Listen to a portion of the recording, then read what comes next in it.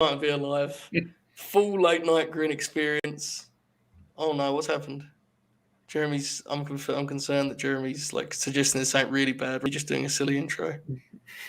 I hope we're live. My head hurts. I hope we are too. My head hurts after doing that for so long. I was worried. You look like actually concerned. I was like, oh no, I broke it. Not actually concerned. I'm concerned that you finally have power on the StreamYard to kind of run things how you want, and the first thing you do is just play all the clips right at the knocked away and stolen by Holiday. Phoenix has to foul. And a pinnacle ball throws it down. Listen, man, I'm used to a different culture. This is heat culture. Over there, we play 76er style. We'll just waste our times. It's a different thing. I'm going to tweet this link. Jeremy, tell the people why we're here, because I'm so goddamn excited to talk about professional wrestling once again on the greatest YouTube channel on the earth. I second only to Fightful itself, because our main show is on Fightful, so I think that makes it probably better than this channel. Other than that, though, we're the second top channel, excluding, of course, the one that isn't like really a channel that we unlist all of the Patreon videos on. What are we here for? Oh, we're reviewing Survivor Series. Yeah. No, we're not. We're also reviewing TNA Turning Point. Yeah, I'm not doing that. Yeah, you're doing Survivor Series, which is worse. Yeah, that's true. Shorter, though. Did you watch Turning Point? No, Daniel? I did not. It seemed like it was pretty good. Some people seem to be enjoying it, I guess. Nobody actually watched it. Don't lie. What? Turning Point. Oh, come on. Don't say that show started at 10 o'clock Eastern. I was so mad when I found out it started that late. I was so angry. You're a hater. Yeah, I am. I'm a hater for shows that start at 10 o'clock Eastern and don't end until 1. You should try being a bootlicker. I don't want to be either. I don't want to be a bootlicker. I'll be a hater. It is strange that they start so late, though. I tweeted about it, and Joel Pearl gave me a really good reason why they actually do it. Joel Pearl. Yeah. It's Vegas, baby. It's true. Vegas. If you watch that show and the vibe you don't get is Vegas, then what are you doing, right? It's exciting. It's the fight capital of the world, baby. Yeah, everyone was real excited for Moose and Eddie Edwards. They were pretty excited for it after they got going. Initially, it wasn't what you call a big fight feel, but I mean, I'd hope they'd be excited after ladders and tables and all this stuff was introduced. Factual, but we'll get into that later because Bob is on a tight schedule here, aren't you, Bob? Yeah, I mean, I can be here for the entire hour pretty much, but after that, no. So we'll see how long it takes me to talk about Survivor Series. I'm famously long-winded, so.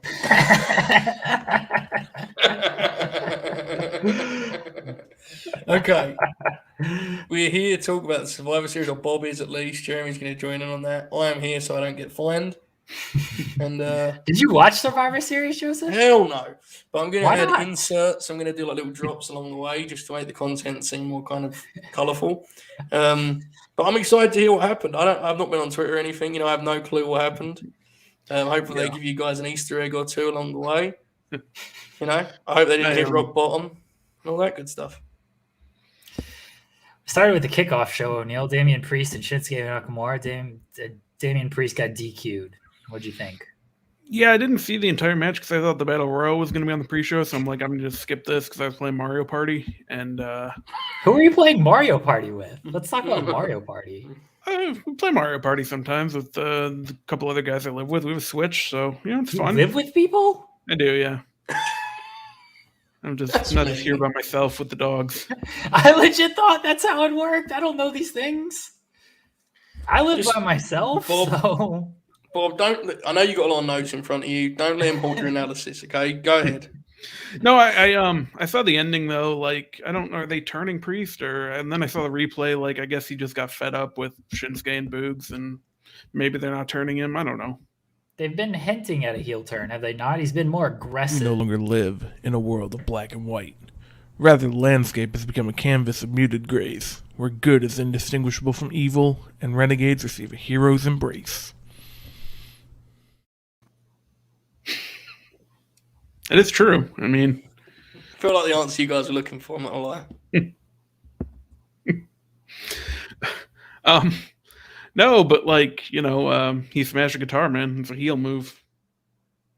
So I guess we'll have to see on Raw tonight if he's a heel or if that was just a one night thing. Survivor Series, obviously the one night where Raw and SmackDown go head to head, even though SmackDown is going to be on Raw tonight because, well, we'll get into that in a little bit. Actually, that was on the pre-show too, when a limo pulled up and Vince came out holding what looked to be a football, but it turned out to be an egg. We'll get more into the egg in a little bit here, because the egg played a big part.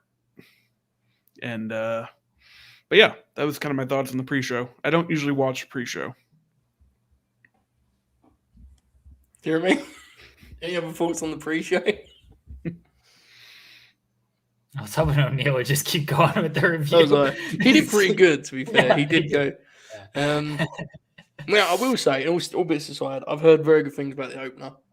The Queen Charlotte Flair, the last kicker, big time Bex, the man, Rebecca Lynch. Jeremy, you said you like this match? Yeah. Give me some star ratings, brother. Expand. I don't do star ratings. Sorry to hear that.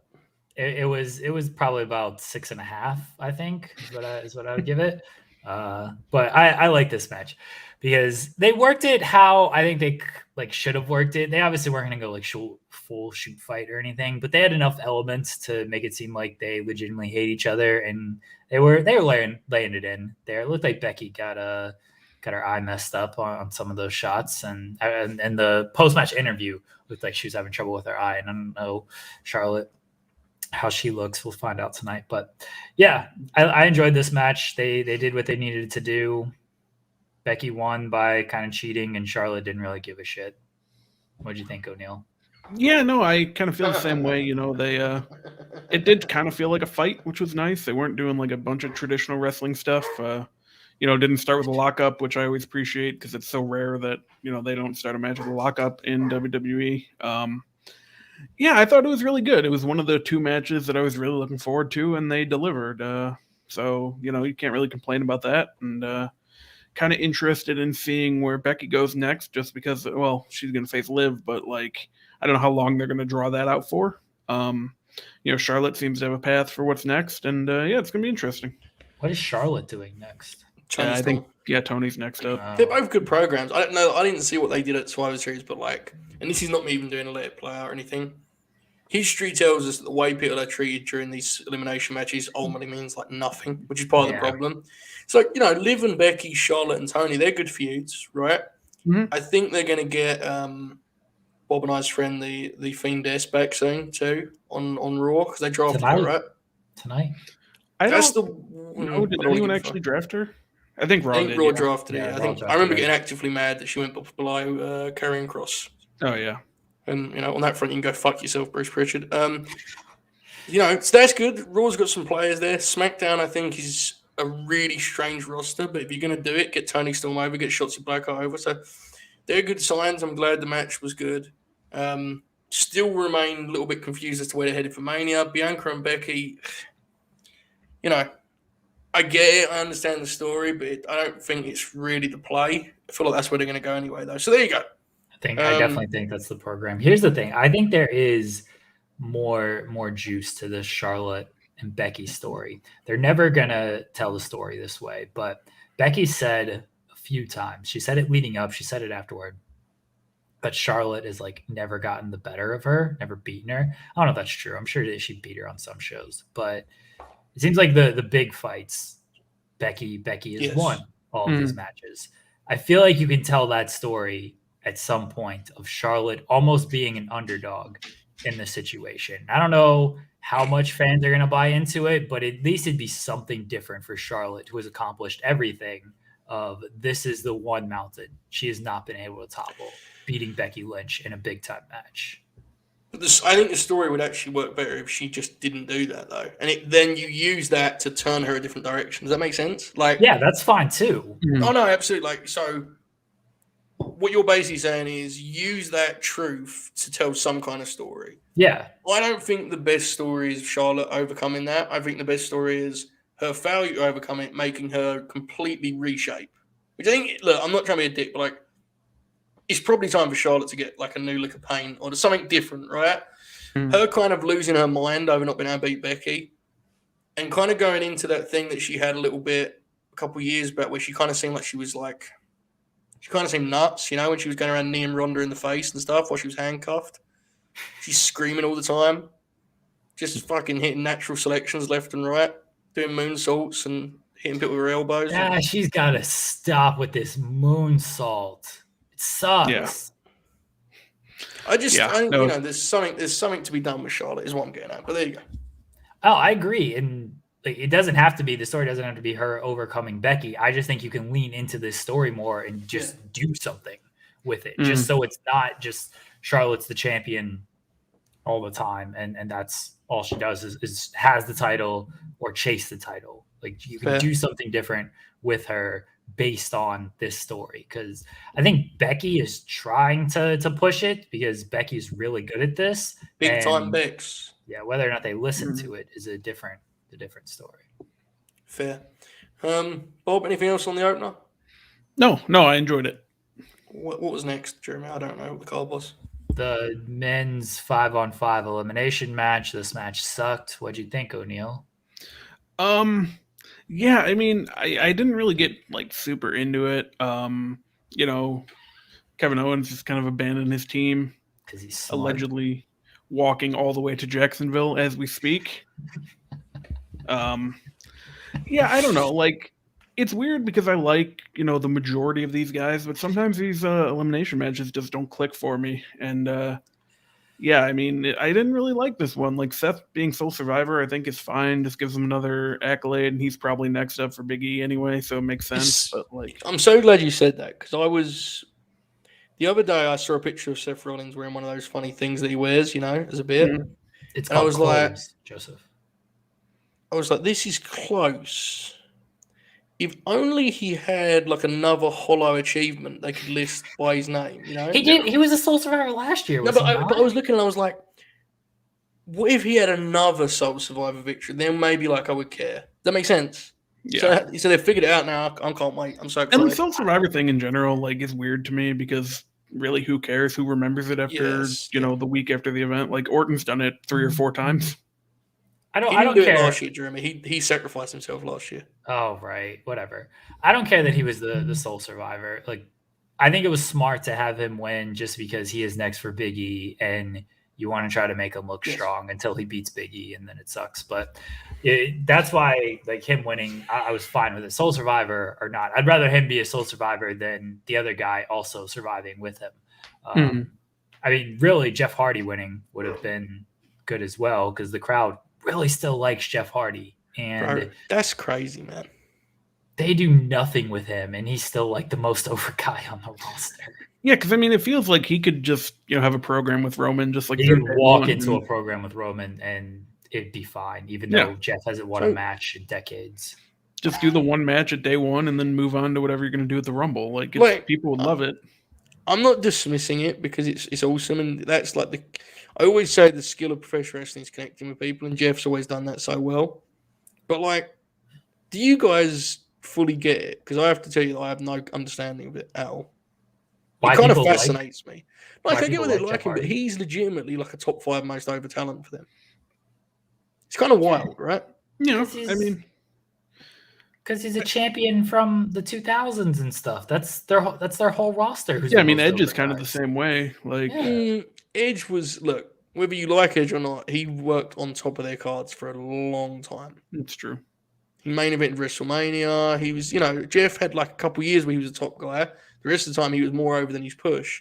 It just interesting. I'm not saying it's wrong or anything. I'm not even like dunking on it. I'm just like, me personally, if I was to really start watching the Fed full time again, one of my main things I'd like to see is definitely not a big Jeff Hardy push. But their audience definitely wants another big Jeff Hardy push. So give it to him, I guess. I don't know.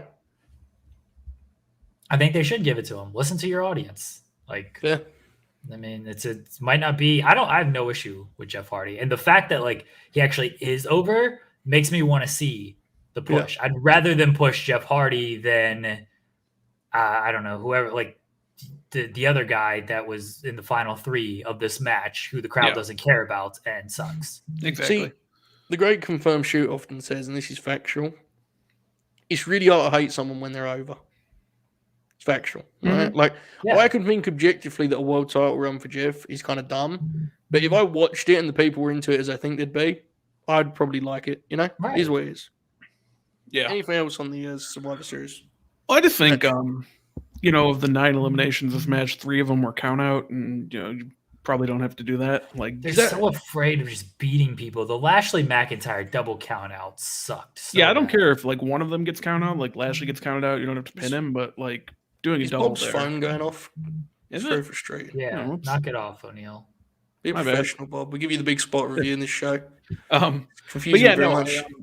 it was too many countouts, I think, and you know, like if you don't want to pin Lashley, you don't want to pin Drew.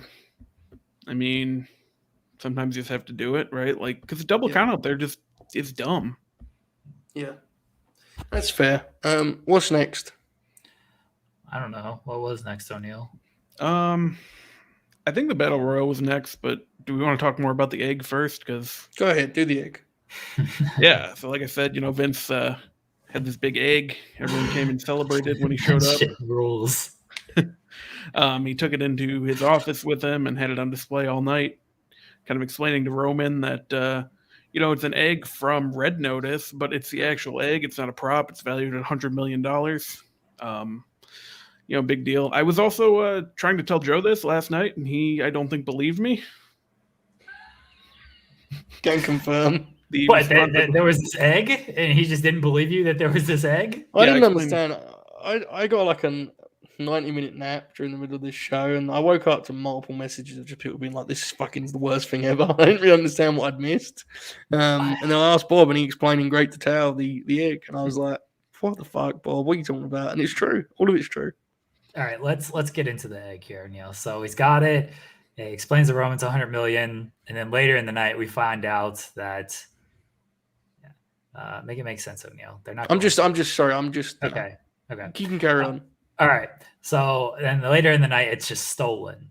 And so tonight on Raw, they're going to have a whodunit. The SmackDown roster is going to be there with the Raw roster, and Adam Pearce and Sonya Deville are going to question everybody. Let me tell you how fucking excited I am for this shit.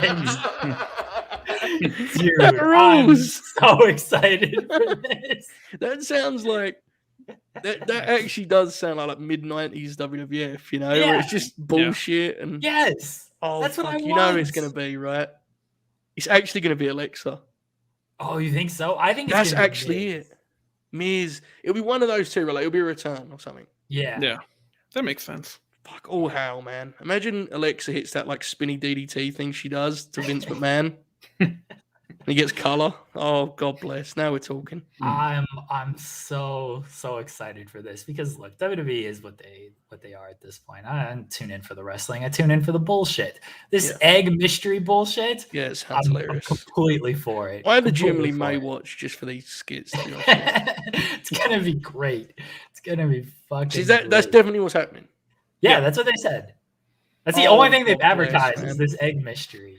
Is Vince going to be in these segments? Because that's important. Because his voice don't is so know. funny now. I think he's gonna be there. Yeah, oh, they made it God seem bless. like he's gonna be there, but you know WWE, Imagine it was Braun dude. What if- Strowman. I'm fine with that too. I'm fine with that. Yeah, Kylo Undertaker come back as Eggman. Yes. I'm fine Oh, with that's all good. of this, That's really man. good. Yeah. Ah, Yeah, this is like peak WWE nonsense. I'm here for it. He is. I I'm actually here for it. unironically agree. Like, just give me this whole shit every time. You know? Yeah. yeah. I tweet- Why not? I tweeted it. I said, just watch WWE like it's SNL. Don't pretend it's wrestling. I legit like. I'm not here to lecture anyone, but like, if you watch the Survivor series and you was like actively angry when they did this shit, at some point, you know, it's like going to McDonald's and being like, "Man, this burger's fucking thin, man. It's not real meat." You know? Like, what do you expect from them, guys? Remember the zombie match they did about 4 months ago? Yeah, it's true. You get what you get, I suppose. You know, it's what it is. Just give me the bullshit. Egg Lexa.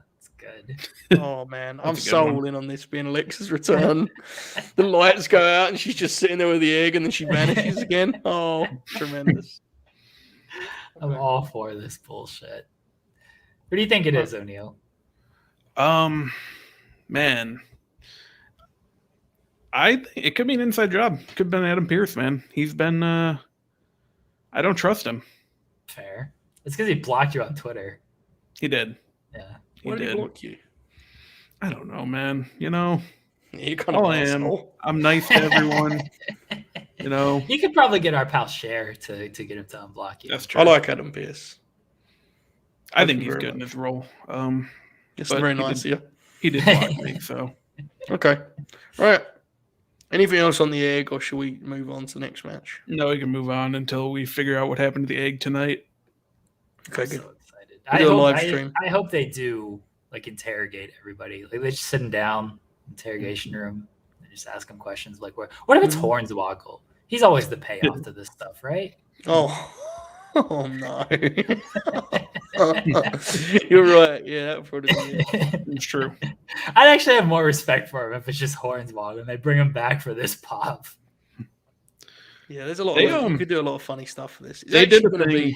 Go ahead, Bob. Like Goldberg's first run, they had someone like almost run him over with the car, and Austin was interrogating everyone, and ended up being like Lance Yeah. Storm.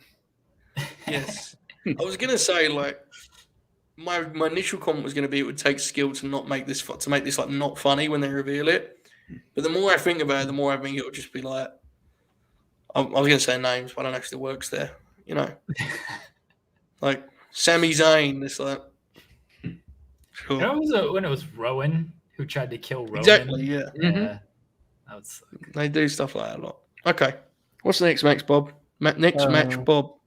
We had the Rock 25th anniversary 25-man battle royal, and that was won by Omos. I've heard from very, very reputable sources that this is one of the worst matches of the year. And Really? my response to that was, it's a battle royal. Yeah. I would like you both to know that on Cage Match, this has currently got a 2.05, which is, let me tell you, there's low and then there's 2. And that is a seriously bad rating for a match with AJ Styles, Cesaro, and some of these dudes in it. Was it just a normal battle royal and people being dramatic? I don't know. I haven't watched it. Yeah, it was fine. Like, you know, nothing really bad happened. Omos didn't press slam anyone out of the ring, which was a bummer, but, you know, he won, so. I don't know. They just tossed a bunch of dudes out. I didn't find this. I found this to be about as offensive as I find every other battle royal out there. Like, Here you go. It just happens, and a guy wins, and they try to get a guy over, and that was almost for tossing everybody. And we'll see where it goes. Sure, it'll be in the Rumble, and they'll put him over and all the shit that he won the Rock Battle Royal. I think people were upset because it was just a giant ad for Pizza Hut. That too, yeah. That part probably wasn't ideal, but you know. Why? Like, who cares? They're getting paid by Pizza Hut. Just show That's your true. bullshit. I mean, Whatever. it kind of is what it is. You get what you get, I suppose. Yeah.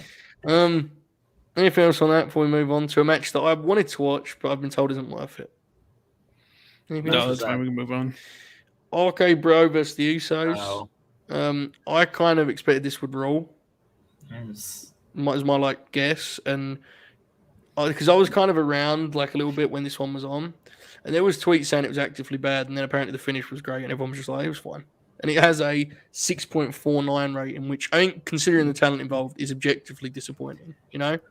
Yeah, I don't know that it was actively bad, but like, you know, it didn't really stand out from any other match that either team has had recently. And the ending was very cool. Like, you know, they did the RKO from the Frog Splash.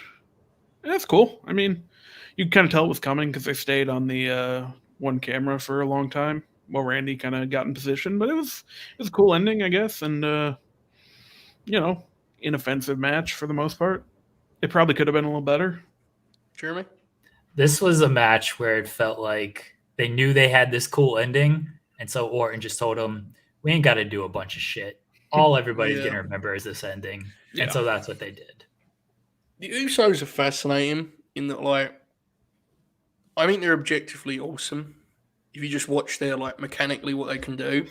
But they are definitely guilty of the structure thing too, where they like if they have a certain time slot, and this one 14, they've done their matches so many times now that they can kind of sleepwalk through them and produce something good. Because this was probably decent good, but it's just, again, it's hard because I didn't see it. So I'm not trying to criticize it, but like it's probably high time for someone to like mess around with the way they do their formula. Is what I guess I'm getting. Because I watched their match with Street Profits a couple pay-per-views back, and it was good. But the first half of it, you could tell they were just kind of waiting to get to the exciting stuff.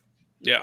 And that's become a real trend in modern wrestling that I don't. I mean, I'm generally pro modern wrestling. I think there's a lot of good, but too much of the first half of these matches is guys waiting to get to the stuff they really want to do, where they can trade their, finishes and stuff. Usos used to be great at avoiding that. Last few times I watched them, it wasn't the case. What I read of this sounds like that. So, I don't know. Bit of a shame, but there you go. This next one has got a 3.51 rating. Seems bad. Team Raw versus Team SmackDown. Elimination Survivor Series. I mean, that kind of goes back into what I was talking about, where, you can like a good amount of the people in the match, and just the elimination format is so hard to nail down. Like, and I think they even did some good things. Like, I think Liv and Tony were positioned well for, if they're the next two up, and Bianca winning is the right call, I think, just even if she's not going to be back in the title hunt, which she probably will, but like, I think, that was the right call. But yeah, some of the middle stuff, it felt like they were trying to do too much, and the crowd just wasn't engaged, and it just kind of became a mess for a while there. Once again, they're afraid to just beat people. They didn't want to beat Sasha, so instead they just had her team get her counted out, which was actively stupid. And then it fell into a predictable finish, because once you saw that they just had – it was 4-on-1, and then – once you saw them get Sasha counted out, it's like, oh, well, Bianca's definitely going to run through these last three and beat them, which I'm fine with. Like, make Bianca look strong. I could have made her look stronger, but beating Sasha Banks. Sasha ain't going to lose anything if she takes this fall to Bianca. Like, beat people. They're so afraid of beating people. Yeah, and that's the thing. Like, I don't know. Like, again, it feels like they try and do too much sometimes. Here's a question. We're drafting rosters tomorrow. Give me your top 4 big board from this match. Sasha. Okay. Bianca. Mm-hmm. Who else was in this match? Okay, you got Carmella, Liv, Zelina, Rhea, Natalya, Shayna, Shotzi, Tony. Probably Rhea Liv. Yeah, I'd probably go Rhea and Tony, but other than that, I don't have a problem with any of that, yeah. That's interesting. Not Natalya? No, I don't think so. Shotzi? I like Shotzi. She's probably right there with Tony as in my 5th spot. Okay, looking at the chat here. I'd probably put Shotzi over Tony, honestly. Yeah, that's fair. I agree, actually, yeah. I think she gets over more kind of... She connects with people easier. Yes. Yeah. Tony's interesting. Like, there's a lot that suggest she should be an immediate name you say, but it's just like you're waiting for that final 10%, Happens sometimes. She'll figure it out, I'm sure. It's not even totally her fault, because I'm not sure, like, she's been so stop-start. Even on NXT, when she returned there, it's been a lot of stop-start with her. So I'm not even sure if it's 100% her fault. Hopefully, now she's in a program with Charlotte. We'll see where that goes. Yeah. The Queen, by the way. Charlotte, bow down. Is it time to talk about our main event of the evening? Yes. Did you watch this match, Joseph? No. Oh, wait. Go, Neil. Well, just real quick, like, there's that weird part where they aired like a 5-minute Bobby Lashley video for no real reason. And it was cool. Like, I like Bobby Lashley, but first of all, it kind of made him look like a babyface, and it looked like they were going to announce like a 24 or something, but they just came back and didn't acknowledge it. I think I got ads, because like I got the paid version of Peacock. I didn't upgrade to the free, so I think I just saw like commercials and shit for this. Yeah, so we just got like a 4-minute Bobby Lashley video, just kind of going over his wrestling history and all that. And again, it was cool. It just felt really out of place, and there's no payoff. The How payoff did was he got Bob, counted out earlier. Yeah, I was going to say, what happened to Bob in that match? Did he eliminate anyone? He eliminated Woods, which that sucked. Yeah. So they got Bob, like they've got him right on the back right track again. Then Yeah. Mhm. Okay, good. They didn't need to do Woods like that though. Woods got like no shine in that match, and I thought that sucked. Yeah, they've kind of undone all the King of the Ring stuff already too, which Shocker. yeah. They gave him his crown and then they stomped it, and they're like, There have been very mixed reviews of Big E versus Roman Reigns. Our friend, the Oracle of Wrestling, liked it very much. I saw a lot of my pals saying it was very boring. I'm told the crowd took them a while and they got into it in the end. The finish is polarizing also. Yeah. Unpack this for me, Bobby. You're one of the great match review men in the world. Tell me where you're at on this whole deal. Yeah, I mean, it took about 10 minutes to really get going, which isn't what you want, a 20-minute match. And that's kind of, the crowd was a little worn down by that. And yeah, I mean, once it got going, it was very good. And I liked the final, half of it. But yeah, they kind of did the standard Roman stuff to start where he's like, talking to the crowd, talking to Big E. And again, you can't really do that in a setting where there's actual fans there. Because it just doesn't resonate. Like when you're in a studio, basically, just faces on screens, whatever. He's mic'd up better, but like I told you after SummerSlam, like if he's doing that talking stuff and you're in the live crowd, you're sitting there with no idea what's going on. Yeah. So that doesn't really work for me. I liked, I guess, because this has been a complaint where the Usos have just continually gotten involved in this match. He hasn't been able to win without them. I'm glad he was able to win without them, but this is probably not the time I would have done it. Yeah, probably switch it, right? Like he would use them here and not use them in months prior. Yeah. Yeah, maybe like don't use them against Cena. Yeah, absolutely. But yeah, overall I liked it, but a lot of that's just because I like both these guys. But I do agree that Big E probably could have won. Like again, you don't lose anything by having this match be lost, and Roman can just go explain it away on Friday. I think Jack talked about that the other day. Just have him go explain it away, and he can do it. He's good enough. We'll talk about the finish and when Roman will eventually lose in a moment. I know you're not a star rating guy anymore, Bobby. You retired. Give me like your gauge though. Where roughly would you be on this? I'm genuinely interested. I'm not trying to be a dick. Oh man, like out of 5, I would probably have it around 3.25. Like. Because I liked it enough, but just a good match. Yeah, exactly. Right. Jeremy, before we get into the big picture stuff, where are you at on it as like just a meat and potatoes match? That was good. I thought Big E was really good. I mean, I said beforehand that he should have won this match, and like when he was firing up after those Superman punches and everything, I was like, oh man, put this dude over. I don't give a shit. Like, he should have won this match. I stand by that. I thought. Look, we know Roman is Roman, and like they're gonna keep him where they're going to keep him.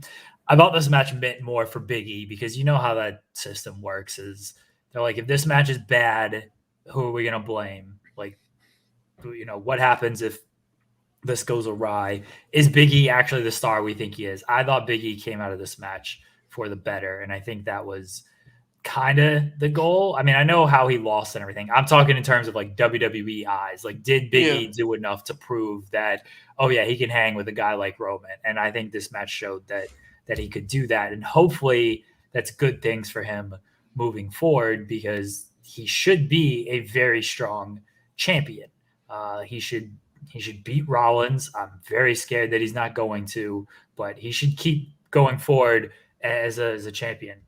He's lost 5 times since he's won the title. Jesus. I assume meaning like tags also as well, I guess. Yeah, he didn't get pinned in those though, did he? Right. I guess I get what Dave's saying. Roman's kind of an outlier in that he doesn't really do those tags, right? Yeah. So I get the point. Where are you guys at? Oracle talks about this a lot, and I actually agree with him. And again, I haven't watched the last couple, but before that I watched. Roman is objectively like a more dynamic character as a heel, right? Like he's like whether you like the current story now, they've obviously run it probably a little long, but he's very good at it. I am of the belief though that in ring, he's kind of. It's weird because the audience never win as a babyface, but he really could sell as a babyface. Yeah, and I didn't love Roman Reigns in control as the heel when I watch these big matches. Yo, this was an issue I had during this match. Is he does a lot of the WWE trope heel bullshit of, hey, let me put you in a headlock, 3.5 hours into this pay-per-view, and it's like nobody wants to watch this shit. Yeah. Bob, where are you at on that kind of just, and again, it's not really like that. If we're being completely honest, in the grand scheme of things, it's not that important, but like, kind of dissect it. Where are you at on Roman as a heel worker? Yeah, I think that's fair. Like, I think in ring he probably is a little bit better as a babyface. That popped up in the Cena match too, where a lot of his stuff is just kind of sitting there, moving time along, and it's not always what you want, especially if he's going to be in the main event, and you do want to kind of up the crowd a little bit more. And I think there's some merit to that. I think, and this is just my take. If he does wrestle Jeff Hardy at day one, they should probably have a 12-minute match. Like, you probably at some point need to. We learned this lesson with the New Japan epics, right? Yeah. At some point, you have to bring the goalposts in so that we're going to buy finishes moving forward, because there seems to be this trend of like the first half is kind of flat for people. Mm-hmm. They know it's going to be a long match. You don't really want that to be the case, in my view, especially at the end of long pay-per-views. You've got to kind of keep people honest. Rein it in a little bit, do a shorter title match, and then you can go back to the longer epics. Yeah. And I think that's fair. Like, there's probably another Brock match coming, either at the Rumble or Mania. That's not going to be very long, I don't think, relatively speaking. When they eventually do the match with The Rock, that probably shouldn't go, 20 or 25 minutes. So, yeah, I think kind of to establish that he can have those shorter matches before we go right into that is probably good. See, look, there's some conversation in the chat here about the pacing of these matches. And the thing with that is, and it's difficult, like, it's hard to say this without sounding like I'm dunking on it, because I'm actually not. But, like, in that promotion especially, like, their take on storytelling is just like a slower pace, which they aren't always actually telling any kind of story at all. They're just going, like, Triple H is the best example. He would do this consistently, right? Like, 25-minute match, psychology, telling stories. And it's like, sure, whatever you say, pal. I think the best ones that I've seen Roman have, I remember the Cesaro match where Cesaro had the arm. He worked the arm and Cesaro sold it great. I think he needs to have some kind of target or some kind of, something that he can lock in on rather than just stalling, basically. Yeah. But that's whatever. I also don't think Josh is wrong about. I loved the first Uso match, and I think they've probably fallen in love with that a little bit as a genre. Yeah. Now, the finish. Jeremy, I like the way you put that about Big E, and because I think there's a lot of truth to what you said. As much as we all love Big E, there is something to be said for being opposite the top guy and how that looks and how it feels. The big question coming out of this is, who is going to be the guy to beat Roman Reigns, and will they stick the landing? I do not watch the shows, so I cannot tell you whether it's good or bad still. I think that we can all agree in theory Roman Reigns as a long-term WWE champ is, like, fine. Right? Like, there's something to be said for it. The key is who is going to beat him, and is it going to be worthwhile? Without that, it's just a heel winning forever and ever. Right now, as of this very moment, Jeremy, who's beating Roman Reigns in your opinion? Like what I think they're going to do or what they should do? Let's start with what you expect, and then we'll circle back to fantasy booking. I fully expect a Heyman turn and Brock gets the win. And then you have Roman as a babyface. Yeah, like that's what I expect out of all of this is Brock ends up being the one to dethrone him when Heyman turns. Bob? Yeah, I think I would also agree with that. Like, I think that's what they're going to do. That's not necessarily what I think they should do. I mean, I would obviously have a lot of interesting mixed emotions about that. But, yeah. Indeed. Yeah, it does feel like Brock's increasingly likely. Kiwi mentions here Drew. And certainly, like, that feels feasible. I don't want to do this again and dunk on poor Drew, but like, you're really going to do an 18-month heel title reign and then be like, go ahead, Drew McIntyre. It's like, that to me that's so lame to me. I mean, I can only tweet myself. Like, I just think that's kind of brutal. No, I get like it does help solidify Drew though, like beating Brock and Roman. Oh, it does. Yeah, But- so I mean, to get another guy as like a definitive top guy, I can see why they're going to do it. And I mean, I like Drew. I don't think he's bad. I don't kind of either, wish. but so here's the question. It would be good booking for Drew to win that match for Drew. And there's a lot to be said for Drew. And I'm not here to tell you he sucks or that he's like a job guy. He's a player. Mhm. He's Drew. Whoever beats Roman, you're basically saying like, this next chapter of our promotion is built around you. You ended the most dominant heel title reign in the history of our promotion, basically. Is Drew really that guy? Does he really hold up to the Titans of yesteryear? Do you look at him and say, yeah, that's the guy to lead us forward? Or do you say what I would say, which is, he's a good guy to have around the main event scene, and you rotate him in and out? Yeah, I mean, that's really the question because, like, if the answer is no, I don't know that there is someone that the answer is yes for, which seems like an issue. Indeed. You know? Well, I think the guy that he wrestled on last night seems like a better candidate to me. Yeah, you but- could still do that. Like, it's Yeah. not out of the realm of possibility to still do that. Have Big E win the Rumble and jump over or whatever. I mean, there's ways to get there. That feels like the actual right choice. Jeremy, where are you at on this whole thing? I think Big E is kind of the right choice, regardless of the loss last night. Looking at that roster, like there's not another name that really jumps out. The name that jumps out to me is Woods, and they'll never do it, but that's a name that jumps out to me of that completes the New Day kind of WWE title hat trick type of thing. But they definitely don't see Woods as a guy like that. I do, because I think Woods is tremendous and there's a lot of crossover appeal with him, but they definitely don't see him as that guy. Yeah. There is like, I haven't really seen him wrestle, so I say this with a complete restraint. There is something to be said for a guy like Bron Breakker in the sense that like he'd be brand new. And I'm not saying him particularly because I haven't seen enough and so it should definitely be him. I don't know. It does feel like they're in danger of booking themselves in a corner, but like I can't really dunk on it until I see what they do. Does that make sense? Like, because if Big E wins the Rumble, let's say Big E gets screwed out of the title in the Rumble and then enters the Rumble and wins the match, and he's like, you know what? I know I can kick Seth Rollins' ass. I did it at day one. There's only one guy left that I haven't beat. It's Roman Reigns. I'm going to SmackDown. If they do that, I haven't really got a criticism of any of this because to me, that would cement Big E as like the guy to build around. So I can only criticize it when it comes, but it's fair. I think anyone that's cautious about where they're going has a lot of reason to be because like they haven't got the greatest track record, Exactly. So it's difficult. I do hope they have something like this. I will say, and They have no idea. They have no idea. Let's be honest. They have no idea. It's complicated for Bob. I think we can all agree. Like, Brock is not the choice. Like, come on. Yeah. Brock don't need that shit. He ended the streak 7 years ago. Come on, man. Exactly. Dude's fine. He doesn't need any more wins. Like, he can beat guys. Doesn't need that win. Yeah, I don't know. It's a weird one.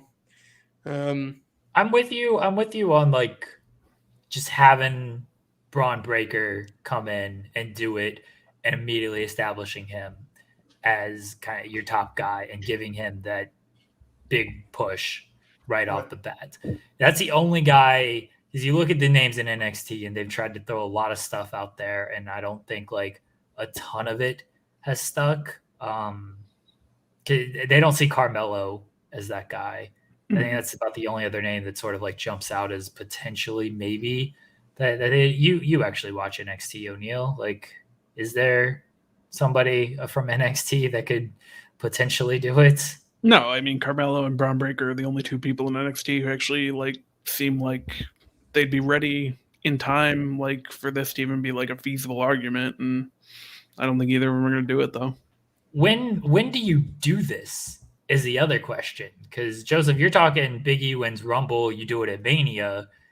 Some people are saying, like, he ain't losing that title until, he's got to do a Rock program potentially, not this Mania, but next Mania. And he ain't losing the title until after that. That's like people are correct. thinking that like, Look. Josh Baker has a good point. Maybe they're waiting on Gable Stevenson. Sorry to hear that. Yeah. Now look, here's the deal with this. If you booked your TV like certain other promotions and Roman just like was a thing that kind of loomed over the promotion and he wrestled big matches every 6 weeks, you could have Roman as champ for 2.5 years. When you do TV how they do, where the champion has to open and close every TV and being on 4 segments in between, there's no way the audience wants another 18 months for Roman as champ. I'm sorry. Look, I'm speaking for everyone, but like people that are friends of mine that love Roman are kind of like ready for this story to do something else. Yeah, because even if you want to do Drew at like that UK show, that's still going to be next summer. So it's 6 or 7 months from now still. Yeah. So yeah, I don't know. Yeah. So do you think it's Mania that he should lose the title? Yeah. Then? O'Neal? I do. Yeah. Yeah. I would think like, if you're not going to do Roman and Rock at this year's Mania, just have whoever wins the Rumble make that your guy. Just go with that.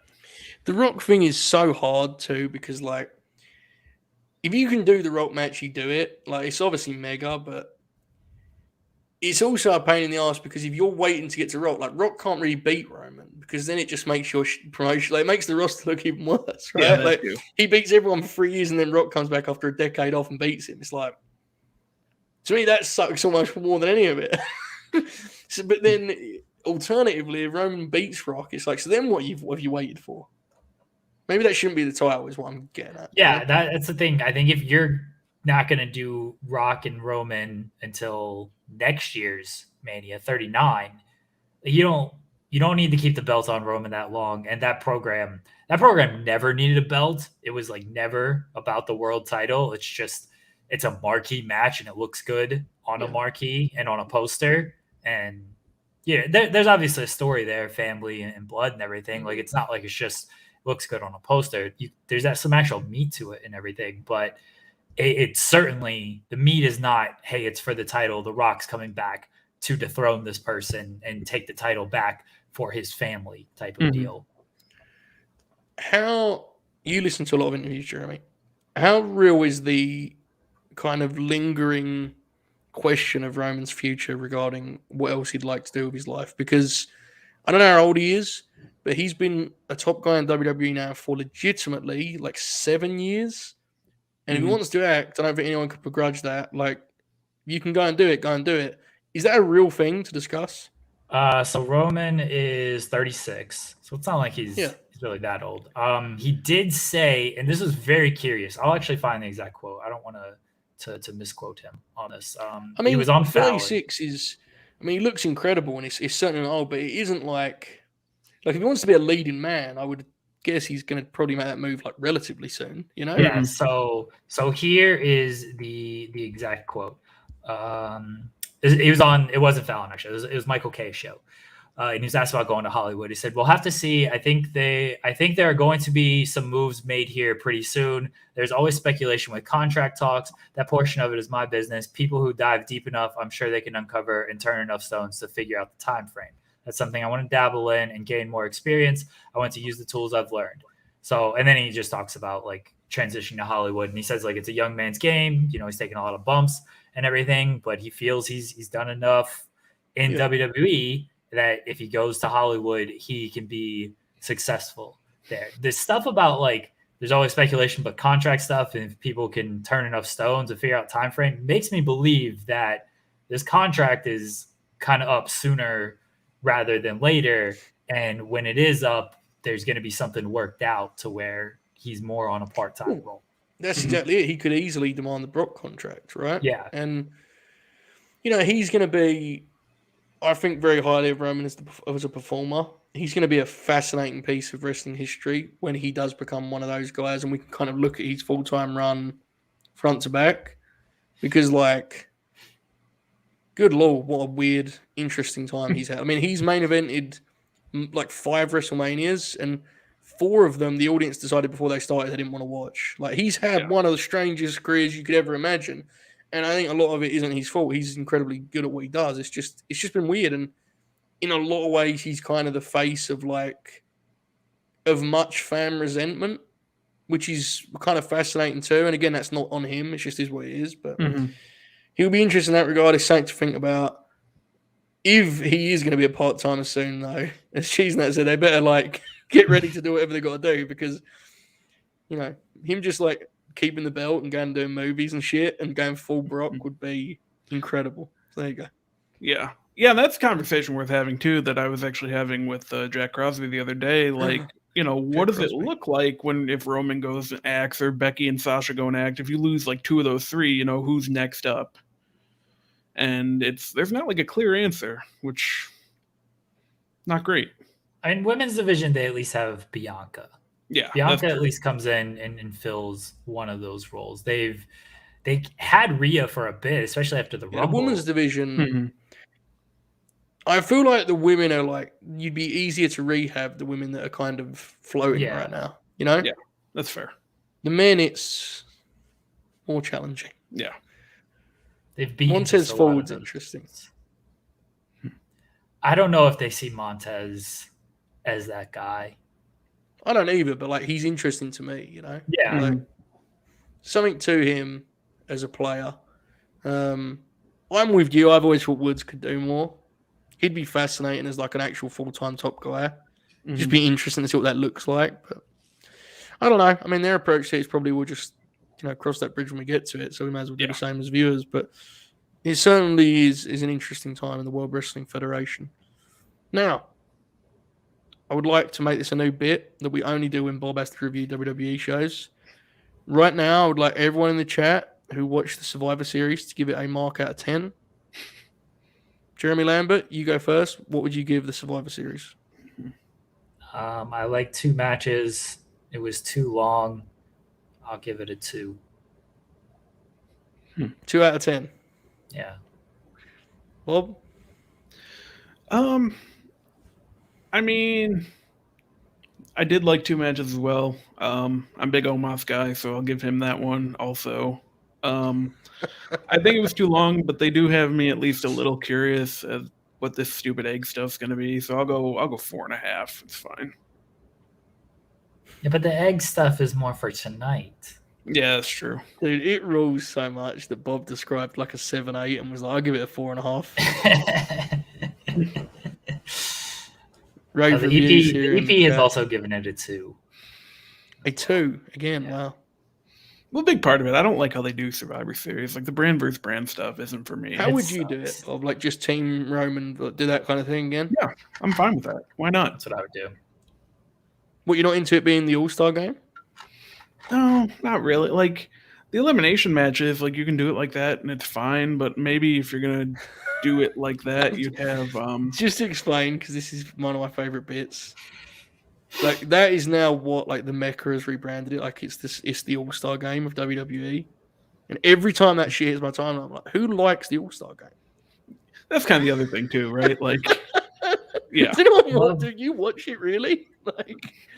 I love when guys just walk out on the All-Star game. I mean, that legit happens though. They're like, I ain't doing this shit. The All-Star game is, it's a fun thing where the players get to take it easy and it's good for the community they go to and all that stuff. But no one really loves the All-Star game, the actual game itself. There was the one when they changed the format last year. It was great. Yeah, generally, in the last 10 years, the All-Star game is not saying that anyone is man, that's my favorite game of the year. Right, and here's the thing, is when they changed the format and it became about money at the end and for charity and stuff, the players kind of gave a shit about it. And when they did the fantasy draft, it wasn't just East versus West, pick everything.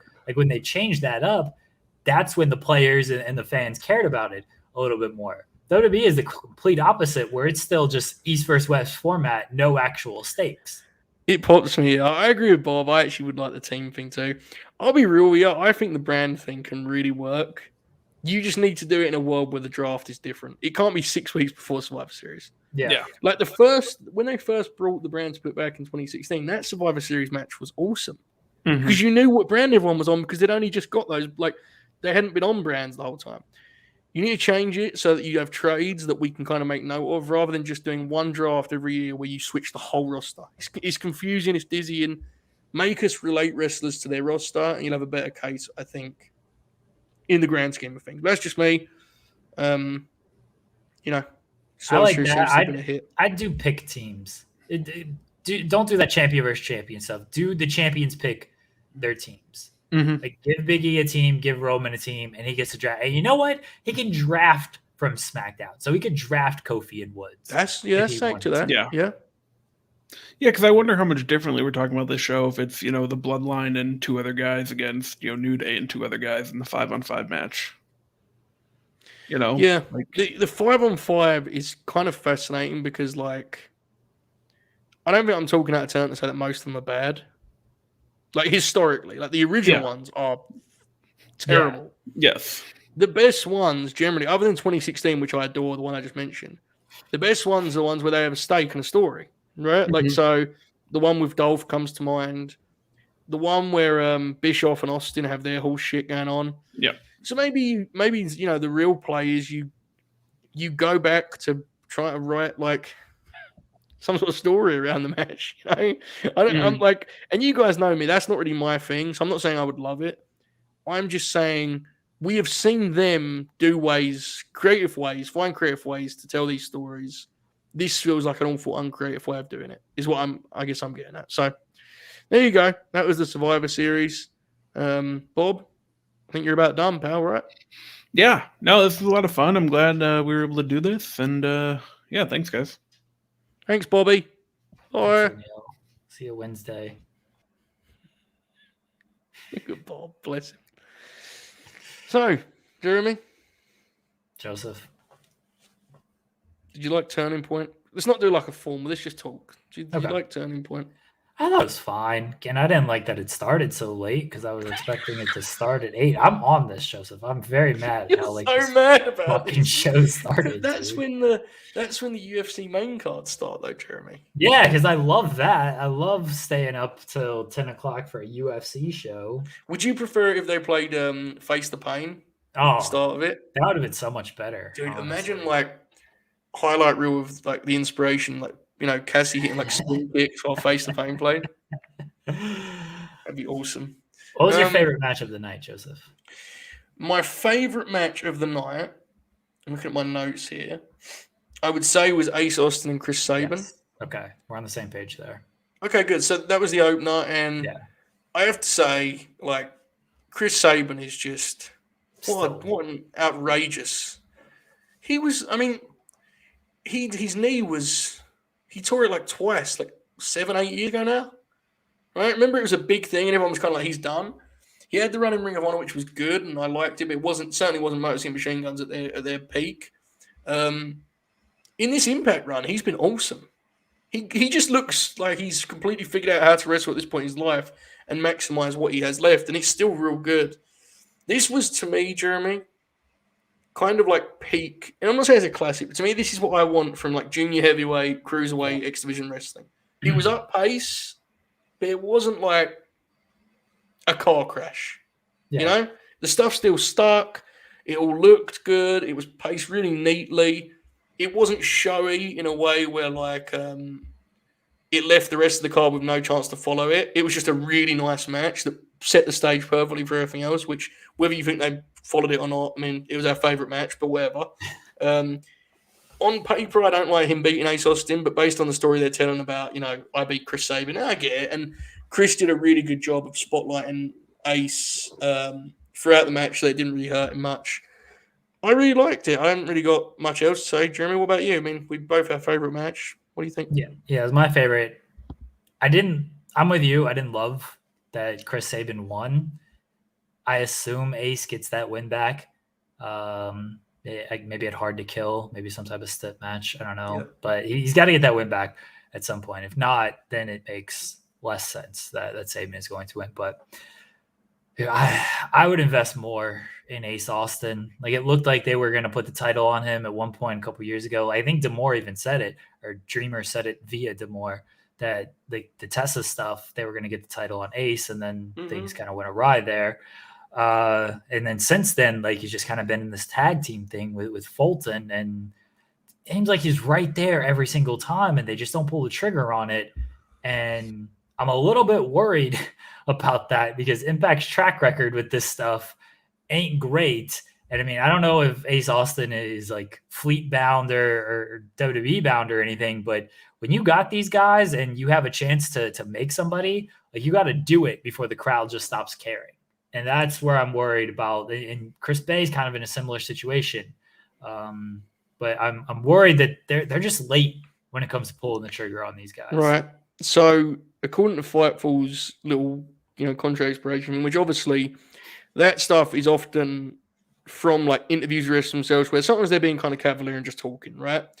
But we have April 2022. So it could be a case of both parties kind of know that the end is nigh. I don't know that, Jeremy. I completely agree with your core point of how the hell every time I watch these shows, it feels like he's in the exact same position.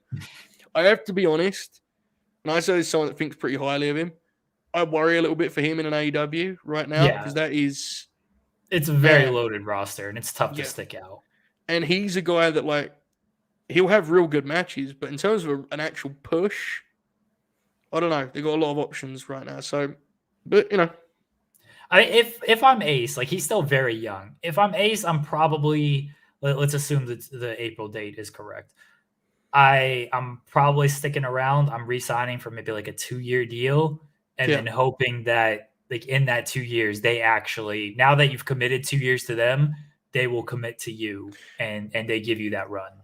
I agree totally from a career perspective. The big, obviously, X factor is what kind of money are we talking? Yeah, obviously. I know that's difficult for us to talk to, but like, it's a very real factor in these things. Look, if AEW is offering double the amounts and everything, then he's probably like, all right, let me take this. I'm young. Let me take that security and be on with it. Because it's not like he'll flounder in AEW. Like, he'll continue to like he'll have good matches. He'll get some stories. He can probably still work indies and everything. And if it's double money, you're going to take that. But I'm looking at it just from all thing money being equal, which obviously probably not the case, but money being equal, I would try to invest in Impact and hope they invest in me. So I'd say the next best matches were the 2 big title matches in very different ways. Moose and Eddie Edwards, who they decided they were going to not leave the ring until they were going to do whatever it took to produce a main event worthwhile. And they did that. And we had Mercedes and Mickey, which was a very different match. One I liked also. Which do you prefer, Jeremy? Which should we talk about first? I like Mercedes and Mickey better. Okay. I have some... It's really one big gripe about the main event that we'll get into. We'll get to it. So, Mickey James versus Mercedes Martinez. You kind of knew it would be good because they're both such great pros. But, like, matches like this are kind of fascinating to me in the sense that, like, formula and structure and ideas-wise, this is just, like, bare bones pro wrestling. But if you do it right... and you commit to your role in that equation, you can just have a really nice match with ease. And these two did that. Like, Mickey is the babyface, just out-wrestled her early. And there was like a nice little shine where she was a step ahead on the mat. Mercedes then inevitably just punches her in the face because she's had enough of that. She kicks the shit out of Mickey, who's always been one of the best babyfaces in Peril ever. She's great at that. She's awesome selling. And then you go into the finish. The finish was a little wonky, obviously, because they had like a timing issue on the DDT. That is what it is. And you set up the Deonna post-match. And it's like, I don't know how long this was, probably 10 to 12 minutes. It felt very short. Yeah, but I would have probably given it more time, but there's something to be said for that also, right? Like, I mean, you mentioned it earlier. Like, you don't need these Roman Reigns matches going 20 minutes. I don't need any type of epic here. And here's the thing, too. Everyone in the world knew who was winning the match because they were clearly going back to Deonna and Mickey. And Mercedes, as far as I know, is just coming in and out. As far as I don't think she's signed officially, is she? I mean, I hope she is. Mercedes, no, I don't think she's officially signed either. Everyone kind of knew where this was going. So why kind of overreach when you can just produce a really nice, concise, compact knockout title match? And that's what they did. And I think they nailed it. Mickey's still got, and Mercedes, man, they're still real good, right? They've still got a lot to offer. Yeah, I enjoyed this match, and like you said, it didn't try to go outside the box or anything with this. Like, they're 2 seasoned vets and pros, and that's the type of match they worked. And when you are this good, but they didn't sleepwalk through it either, because we've discussed that earlier. And they didn't do that. They just went out there and worked the style of the match that they needed to work, and it was good. Like nothing really bad to say about it. I like the post match angle with Deanna because you knew that rematch was coming. And then they announced the Knockouts X Division match as well, which should be something. Absolutely. Now, Jeremy, tell me your gripe with the main event. I'm intrigued. Oh, the run-in stuff. Oh, I didn't need all that. Like, it just made a match that was long, and it's fine that it was long, but it made it unnecessarily longer. I didn't need that. I didn't need that run-in stuff. And do you know the main event for Hard to Kill? I did. Yeah, I don't want to. Okay. Can we spoil? Because it feels bad. Can we bring O'Neal back just to wave at people? Is he still here? No, he's not. Oh, the spoiler. I remember we did that bit. Yeah. Sorry. I thought he was just sitting there backstage watching. I was like, sure. I won't talk about what that match is. We need to talk about the general issue. But yeah, I will say I love that they did like just a nice, and I mean this sincerely, I love that they did just like the nice opening of a world title match. And they did that absolute like wrestling's version of a jump scare into the big table bump. You know, like they were just doing like chop exchanges and they were easing and building it up. And then Moose took that table and that looked like hell, that one he took over the top. Yeah. And then it became a plunder brawl. And, you know, these matches aren't my favorite, but they did as good a job as you can with it, I thought. Very well done. It's just a little bit long, quite a bit long, if I'm being honest. But, you know, I get it. Excess is everywhere now. Lots of weaponry as advertised. The damn sunset flip bomb onto the ladder, man. Poor Eddie's legs look like they crumbled within themselves. It was brutal. They kicked the shit out of each other. I agree with you on the run-ins.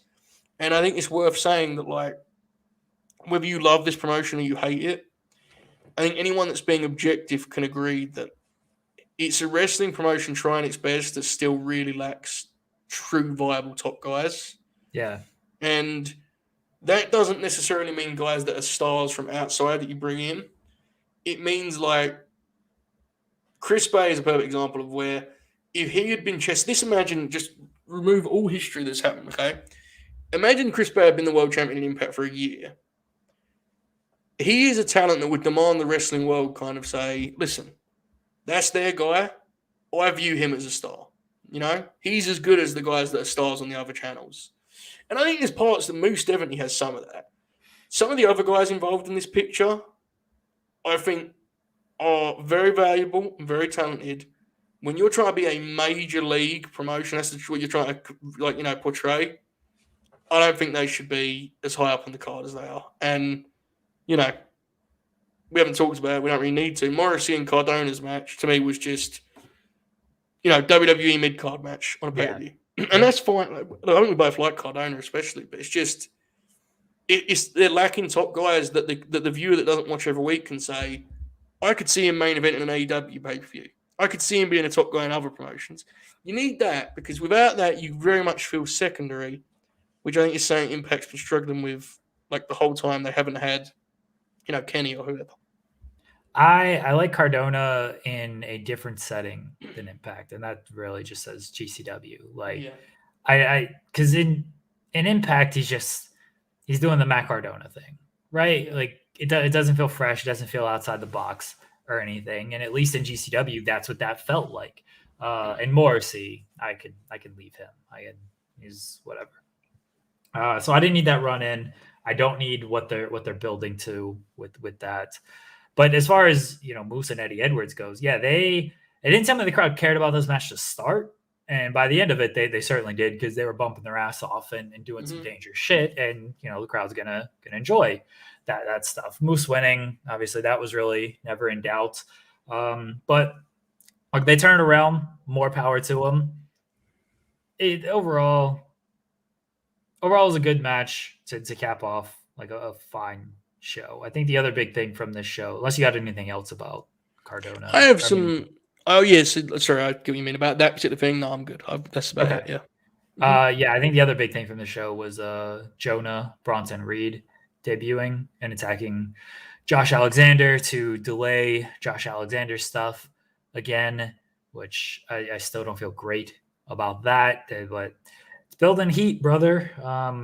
I think Jonah in Impact is a good call. He's a guy who can like kind of come in and potentially be a top guy for the company because he does feel a little bit fresh, a little bit new, and like he works well. We'll see. He doesn't need to be like super good promo guy or anything like that. But I liked his attack. It certainly established him right off the bat, kicking the shit out of Josh Alexander, who's a former champion for 30 seconds.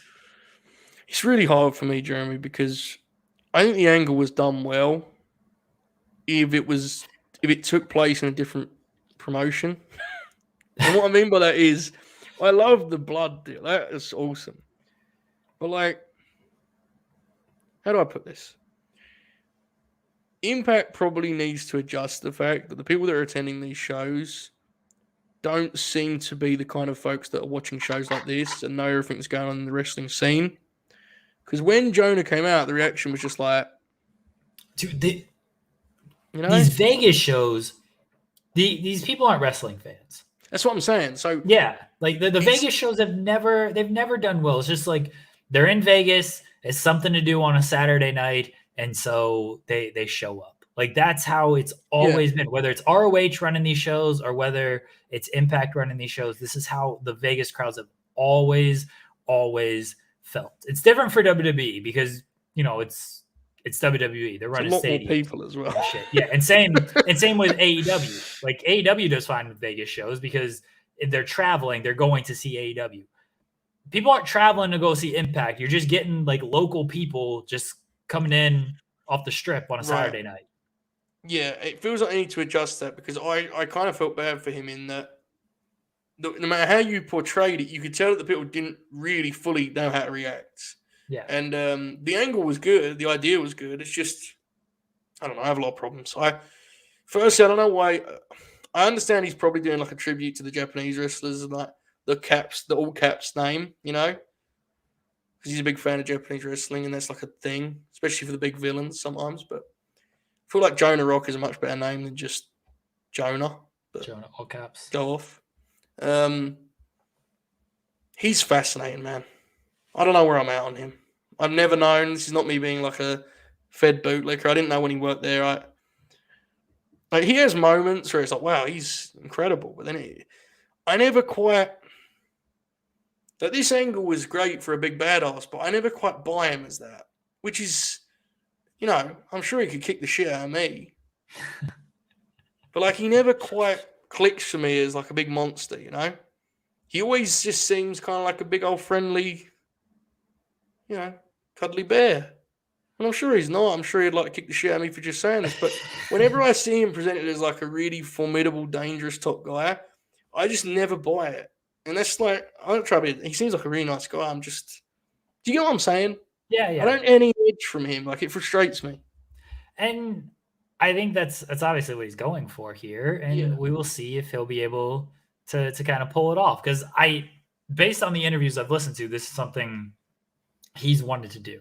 He didn't want to come in as, Bronson Reed guy, what's the Bronson Reed face? I don't even know how to do it. Yeah. That he didn't want to do that. People wanted it. So you got to give people what they want, Joseph. He didn't want to do that. So he wanted to come in as an ass kicker type of guy with an edge. And I thought they did a good job establishing that off the bat. I mean, we will see where it goes and if he can keep that up on a weekly television. But I thought it was a good start for him. And we'll see where it goes. The booking was it's his performance that I'm kind of iffy Fair. on. Not even in this present, just generally. But I'll give him a shot by not watching the television weekly. It's a good pickup, nonetheless. What else happened on this show? Like the Good Brothers match where they were like, they just won in like 2 minutes. Match was so strange because they started off by getting 30 seconds of heat on Machine Gun. And they reversed the heat to Chris Bay, which is what everyone expected them to do, and then you build to Hikalao's hot tag. Which they kind of did, but then they reversed it back again, and they instead built to a big man clash between Gallows and Hikalao. And then they did a Chris Bay hot tag which fed directly into the finish, which they seem to win every match like with some kind of, that's what they're going for, like Striker put it over that way. Yeah. But like Striker it's like Gallows pulls Chris Bay's leg and Machine Gun goes over and hooks him and pins him. And Striker's call legitimately was like, are they going to win with this? And they won with this. And I was just like, I didn't even know how to. Yeah. I don't know, man. Like, feels like this match, in terms of the story, in terms of all of it, should have had some juice. And like, there was none. No. Which seems bad. Because here's the thing, and call me a bootlicker. What they actually did was fine. It was really short. Yeah. Which, like, shorter than any matches Impact ever books on their pay-per-views. They always give everything like 10 to 12 minutes, for better and worse. This was really short. It was strange. So, yeah, that was there. What else we got here? The X Division title match was good, but it was a lesser version of the match they did at Bound for Glory, which I was told I had to watch, which was admittedly very good. I like Macklin a lot. I don't know, I think they actually deserve a lot of credit for the role they've found for him here because it's kind of weird, and I would never have predicted it would work, but it actually is pretty awesome. Finish was... I mean, I get what they're going for. Probably not the way to do it. Yeah, it came across like a mess up, which is not what you want, right? Exactly. Yeah, and people are going to explain, well, he hasn't beat Macklin. Yeah, I get it. Like, he could have just pinned, what's his name in the match, and still then not Macklin beat comes Macklin. in and he's like, yeah, exactly. Yeah, like, you didn't have to do the finish this way. So yeah, I'm with you, but it was a good match. It wasn't as good as the Bound for Glory match, and the finish was what it was. Absolutely. Now, I do want to give some credit because we just talked about old Jonah, and here's another act that I wasn't like particularly high on when they left, and I think they've done a good job. From what the Bound for Glory match I saw like in pieces, it was okay. I was impressed by what the Inspiration did in ring in this match. They're good. I was impressed by what they did in this match. And they're good as like, look, are they the greatest in-ring team of all time? No, but like as an act, they're good. No, they're a good act. They've always been a good act. But like in ring, this is probably the best I've ever seen them wrestle as a tag team. And like they had some nice, it was just standard. Impact structures their matches quite tightly, generally speaking, and they're benefiting from that. Because I had some concerns that when they left, the fact that you could just do what you wanted almost would hurt them. The fact they're an Impact, they actually is a perfect fit with them, which we all kind of believed anyway, right? They can do the cutesy backstage vignettes that everyone loves. Then they can go out there and have sound tag matches, which what this was. And they were good in this match, man. Like, it's the best I've ever seen Jessie McKay wrestle in my life. Cassie was good. They had some snappy heel stuff. They worked with some focus, with some intensity. It was good shit. Good for them. And like the act is, I agree. The act is kind of money if we're being real. Like there's something to be said for it. As like it does feel like they're bigger stars than most put on the show. Which, based on the tradition of Impact Wrestling, I give that about 3 months until they feel like every other person on the show. If you don't believe us, just listen to what we just said about the Good Brothers. Bless. Can only do so much. Here's what it is. But good for them. It really is a promotion that's almost like built to their strengths, which is hilarious. I watched the pre-tape before this match, and I was like, of course, this is what they're doing, like getting locked in rooms by the decay and shit. I was like, It was good. It was good. Good stuff. Anything on that, Jeremy, on the Inspiration that you just deemed good? No, I'm with you on that. Like, I think they're a good act. Are they the best in ring? No, but they don't need to be the best in ring. I agree. Like as an overall package, I mean, you said it. They feel like a bigger deal than anybody else on the show. That takes talent. I like that. Absolutely. I like the Inspiration. They should have main evented. I did not see the 2 pre-show matches, JJ. The show's 3 hours long. Now, Eric Young's back. I like Eric Young. Happy for him to be back. They just had a steady tag match. They worked to the Rhino hot tag. That's what I mean by structure. They're pretty tight with that. It was fine. VSK looked good in his match with Rich Swann. This was like again, though, felt like a TV match supporting a bigger angle, which I get you have to do when you do monthly specials. It's difficult. The last little stretch was quite good. Morrissey and Cardona, we touched. Anything on those extra matches, Jeremy? VSK, Rich Swann, Violent by Design, any of that stuff? Nope. Fair. All right, well, that was TNA Turning Point. Sorry, Impact Wrestling Turning Point. It was a nice little show. I didn't dislike it. Montel says, what is your guys' overall take on Impact as a promotion these days? I think they are... How do I answer that? They could be doing worse. They're hard They to could kill, be doing Joseph. better. You heard that? They're hard to kill, yeah. Yeah. I think they have some nice pieces. I think that the television situation is obviously not ideal. I think personally, and people may say I'm being a dick or being mean, but I think it's like the difference in hype is very noticeable since Kenny dropped the belt. Yes. Which I would suggest seems bad. That's not all their fault. If AEW wouldn't play ball, I get it. I understand it's difficult. But like basically it's a nice little wrestling promotion that needs a couple guys that I really buy as like main event wrestlers. I don't know if they're gonna. I can't believe I'm doing this again. I don't know if they're gonna get Bud Matt. Oh, Joseph. But Joseph, no. We're not doing that. JJ, Okay. I'm not sure. He wrestled on the XPW show, so like I don't think he's hurt. He just wrestled this month. He's a hilarious one. He doesn't do anything in Impact. Yeah. He fucking rules. Imagine having Willie Mack and just having him as just a guy while you push. God only knows who. Anyway, now, I have a funny story to tell. You see young JJ in the chat. Yes. TNA bootlicker. Factual. He has been embroiled in quite a feud with our friend the Confirmed Shoot, who publicly fired him on the Late Night Grin as the head of Late Night Grin PR. He's now only the distraction. He has been banished from the Late Night Grin office.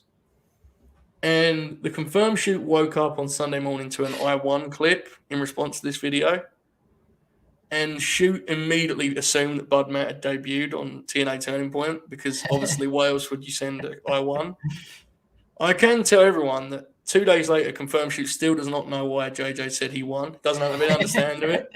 Doesn't know it was in reference to Jonah. So if you can tell me that, JJ, I'd appreciate it. I would tell him.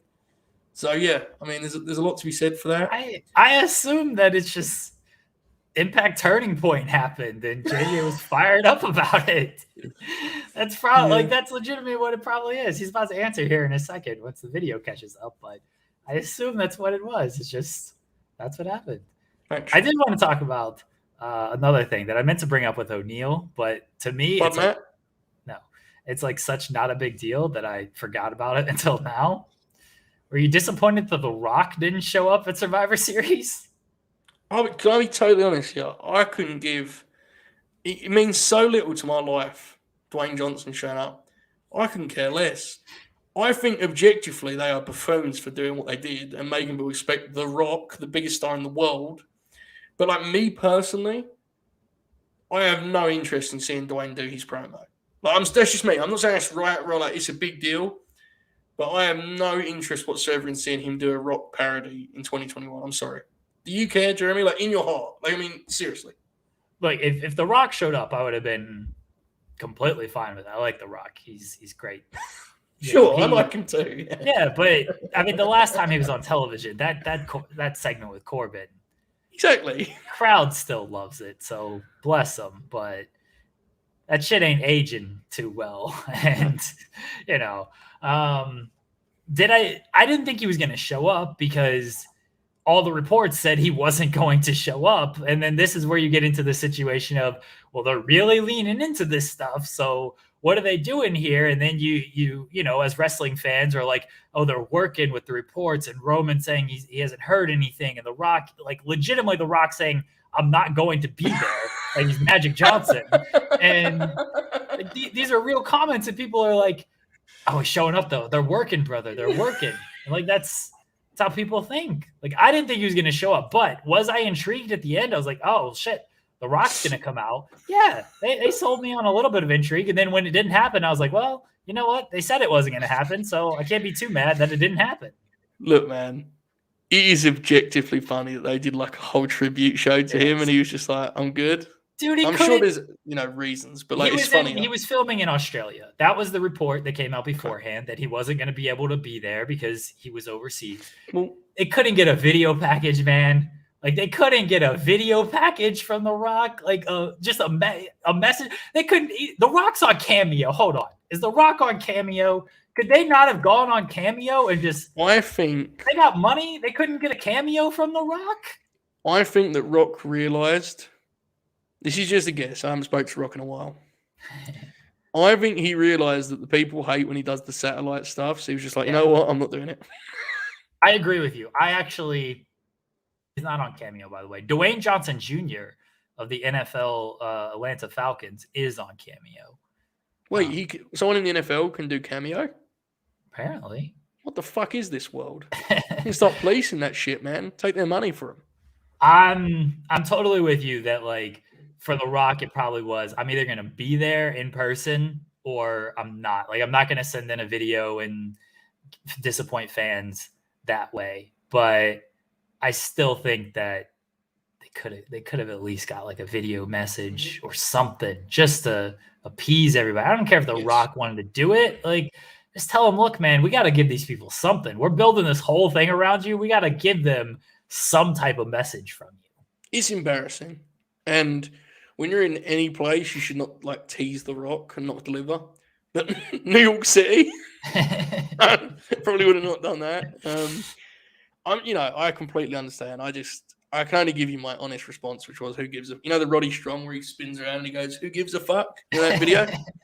That's me. I don't understand. Can you get that video and clip it to play on here? I feel like that'd be good for on here. Yeah, I'm gonna try. I'm gonna try and do this live on the air, Jeremy. Feel it out. I think I got my boy. Oh man, you're gonna do this like this is like when I did the Sour Boy clip live on air. So this should be good. Oh boy. Yeah, this should go very well. Should we just play? We'll play the Sour Boy clip. Let's go. Oh boy. No. So we got a real big problem. Somebody keeps fucking me here. Somebody keeps fucking him. Oh. They weren't on BTE today. Very disappointing. I watched BTE today. Like I don't watch that show regularly. They gone from the fleet. I guess so. Very, very sad. Horse shit. Very sad. You excited for Raw, Joseph? You gonna watch it? You gonna watch the egg? The conclusion to the great egg mystery? I think it's like gonna wrap up tonight. Like it's just gonna be a 24-hour bit that they're gonna do. I wish they'd stretch it out until at least like the Rumble, but I think they're gonna wrap it up tonight. Very sad. I'm not gonna watch, but I'm gonna pretend. Someone in the chat, I haven't got it in my bookmarks. Tweet me the Roddy Strong. One of these lunatics will have it. Just at me and then put the clip and I can download it. Thank you. Dave D says BTE was good today at the end. I agree. I like that segment with all the elite guys. You didn't watch it, Joseph, but Adam Cole. I want to give you some BTE lore here. Let me give you the show. The BTE actually started with your favorite, Joseph. Story time with Adam Cole, baby. You love that. You love it. Admit you love it. Admit you were wrong about Adam Cole. I love it.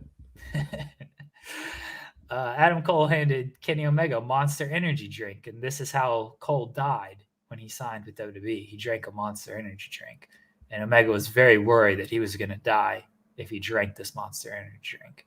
And one of the Jacksons, he drank it, and he choked. He almost choked. Everyone thought he was dying. One of the Jacksons was like, "Oh, I thought Kenny just signed with WWE."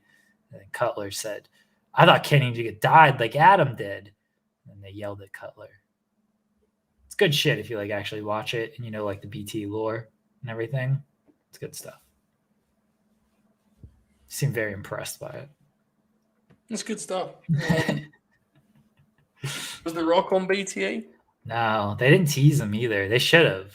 They should have teased The Rock. Been great. And then they should have bought a cameo from The Rock. Do you think they could get The Rock to do like a cameo on BTE? Do you remember when he was doing Instagram Live and someone was like, "Do you watch AEW?" And he goes, "Oh." Remember that when he went, "Oh, of course I watch AEW." Do you remember when he watched NWA? Didn't he praise like NWA? I swear he Old did school this shit. man. This is the shit I grew up on, I man. swear he did Good that. job, BC and NA. Killing it over there in WA. God, he's fucking hilarious on Twitter. Rock rules. He's just fascinating. Like, there's real evidence he's not a real human being anymore, and he's like a cyborg. I saw that. Like from 2001 to 2021, like how he transformed. Yeah, I saw that shit. Built to corrupt cinema. JJ, we just found out The Rock doesn't do cameo. How much would The Rock charge for a cameo? What's the highest price cameo? He would be the highest. That's because not only is he so famous, but he has like all the great catchphrases. Right. That's a lesser next level cameo. Dude, Xavier Woods is charging $300 for a cameo. Like, wait, how can he do cameos? Oh, him and Zelina are doing like limited time cameos.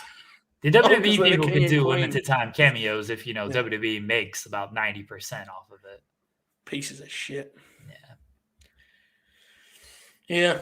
It does pop me though when they do like when the prices change based on how many they sell, Yes. Like Seth Rollins gets halved every time, pops me tremendously. Can I? Do you mean Shane McMahon was $600 and sold none of them? Never did another cameo. Okay, I'm getting ready here, Jeremy. You ready for this? So some people are charging $999 for cameo. People I have not heard of. They're on television shows, apparently. Jeremy. Okay. Who gives a fuck?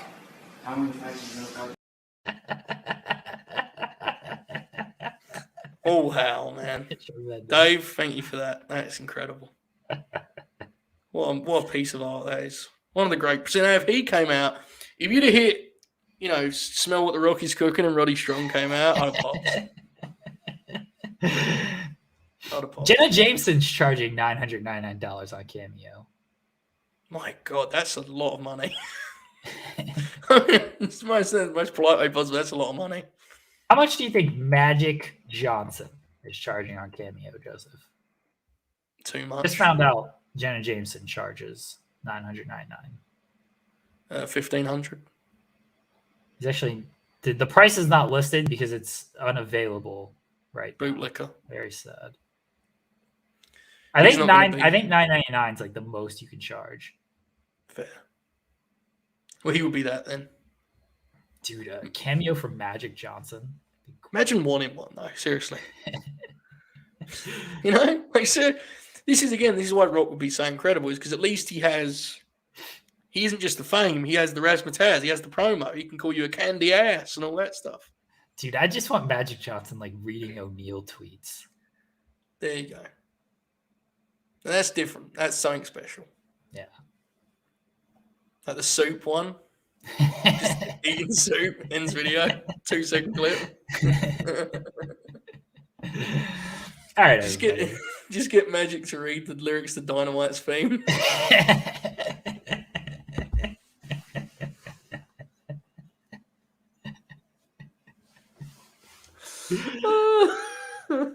Men on this. Oh fuck. All right, everybody. We've done an hour and a half for some reason. The schedule is going to change slightly this week. There might be some bobber chats. I didn't really like promote it because I still don't like saying that word. It's weird. But I'm assuming because JJ brought it up, he left something. If not, JJ, then what are we doing here? He did. JJ did say, I don't know. Some of these, I don't think any of these are. No, that's okay. Oh, sorry. JJ says, hello to my favorite Big Stars. Turning Point was very good show, which The Rock approves of. Jeremy, enjoy your vacation. Joel, I'm glad you've come around with the TNA content. And Bob, is it time to say Fed Dead? Much love. Oh, I didn't ask Bob, but he's not going to say Fed Dead. He won't do it. Easy says, for the last 6 months, I've only watched WWE pay-per-views. But after last night, I think I'm done. Also, I really expect them to be tone deaf to have Vince say, tell them if I don't get my egg back, they're all fired. Very possible. That's the cycle. Is you go to pay-per-views and then you just eventually realize there's no fucking point and just give up. Yeah. So congratulations to you, man, for getting across that bridge, because I got a couple months ago I did that, and it means that I can return to Twitter to multiple DMs saying Fed Dead and not even know what they're talking about. It's a blast, man. You can have fun. So enjoy the ride.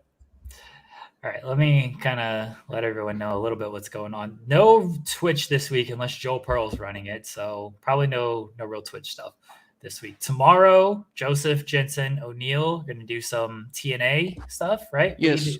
I may be slightly late because my viewing of Rocky IV, the recut, has been delayed to tomorrow night. So I may be slightly late, but I'm running the stream so everyone can wait for me. Maybe 10 minutes late is what I'm talking about. So tomorrow we're going to watch some TNA. Jeremy's not here, so we'll do that. And we've got some YouTube. We're going to put little YouTube plays together, maybe an hour and a half, throw it in the chat for you guys to follow along. What else is happening? Wednesday you're going to be with us. You can carry on now, Jeremy. That's all I'd say. Yeah, Wednesday, Dynamite pre-show. I might be a little late, but I'll pop in for that. Thursday, we do have a new episode of The Distraction. It's definitely live, 100% live, not taped at all. It's going to be myself, Joseph, Confirmed Shoot, and Robert O'Neill for our Thanksgiving edition of The Distraction. No post-show because we want to – Joseph really wants to enjoy Thanksgiving with his family, so we couldn't do the post-show. He's got a lot of turkey to eat. Friday, I don't think there's really anything. And then the weekend, I'll be at WrestleCade this weekend, kicking Cass in the head, hanging out with the Machine Gun, Carl Anderson, and Dax Harwood, and Sting.